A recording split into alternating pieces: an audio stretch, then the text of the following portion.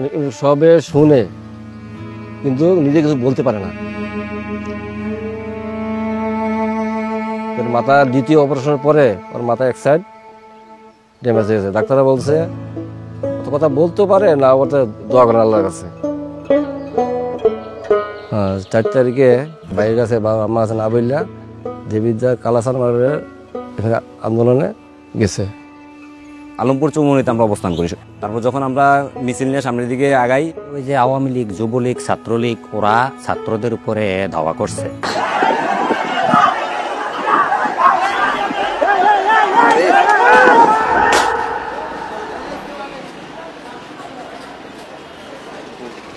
এখানে পিটাইছে।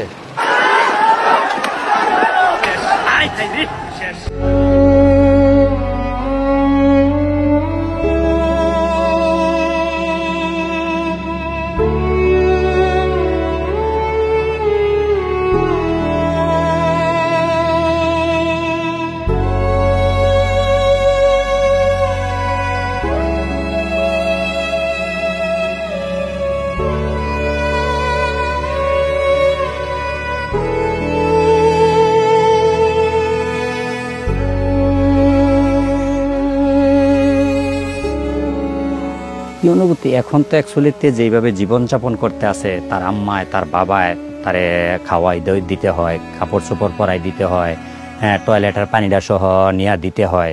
এক ধরনের সে কিন্তু পুরো প্রতিবন্ধী হয়ে গেছে।